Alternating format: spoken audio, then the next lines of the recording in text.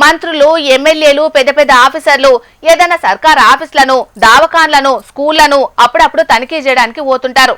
మనం వార్తల్లో చూస్తూనే ఉంటాం కూడా.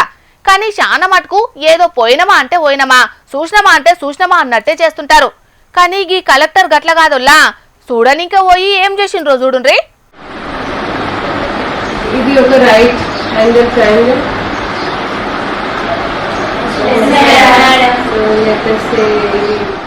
ఇగో ఈడ బోర్డు మీద రాస్తున్నది లెక్కల టీచర్ కాదుల్లో, జిల్లా మొత్తానికే బాస్ అయిన కలెక్టరు.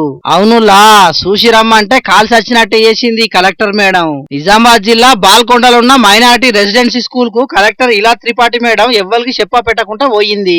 ముందుగా టీచర్లు పిల్లల అటెండెన్స్ రిజిస్టర్ ను చూసింది. మరి ఆ స్కూల్ దాకా పోయి ఉత్తగానే వస్తే ఏముంటదని అనుకున్నది కావచ్చు. పిల్లలకు పాఠాలు కూడా చెప్పింది.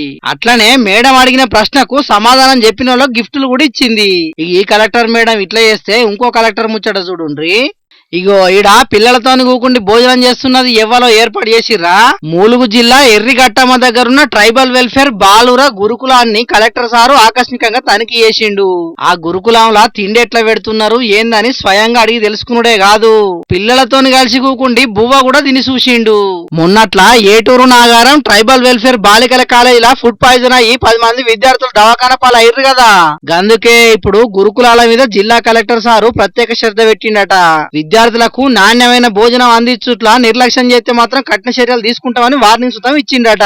ఇది ఇట్లుంటే భద్రాద్రి కొత్తగూడెం జిల్లా మనుగూరులో ఉన్న మహాత్మా జ్యోతిరావు పూలే బాలికల గురుకుల హాస్టల్లో ఆదివారం వండిన మటన్ తోని ఇవాళ భోజనం పెట్టిరట. దీంతో 34 మందికి ఫుడ్ పాయిజన్ అయ్యిందట. ఇక దీంట్లో 4 విద్యార్థుల పరిస్థితి ఇబ్బందికరంగా మారుడుతోని మనుగూరులో ఉన్న సర్కార్ దవాఖాన తీసుకుపోయి చికిత్స చేపిస్తున్నారు. కొంతమంది అధికారులు కలెక్టర్లు గురుకులాలు విద్యార్థుల మీద ఎక్కువ శ్రద్ధ తీసుకొని పనిచేసు మంచిగానే ఉంటున్నది గాని అధికారులు పట్టించుకొని జాగాలో మాత్రం విద్యార్థుల తక్లీఫ్లు చెప్పవశం కాకుండానే ఉన్నాయి. కాబట్టి ఇప్పటికైనా విద్యాశాఖ మంత్రిగా ముఖ్యమంత్రి రేవంత్ రెడ్డి సారు విద్యాశాఖ మీద ప్రత్యేక శ్రద్ధ తీసుకొని విద్యాశాఖ అధికారులు కలెక్టర్లతోని మీటింగులు పెట్టి విద్యార్థులకు తక్లీఫ్లు లేకుండా చూడాలని డిమాండ్ చేస్తున్నారు విద్యార్థి సంఘాల నాయకులు. మరిగా రాబోయేది పరీక్షల కాలం కాబట్టి పిల్లలు కూడా జర జాగ్రత్తగా ఉంటే మంచిది. అట్లనే పిల్లల తల్లిదండ్రులు మీరు కూడా జర జాగ్రత్తగా ఉండుండ్రి, పిల్లల్ని మంచిగా చూసుకోండ్రి. ఏమంటున్నావు, సరేనా?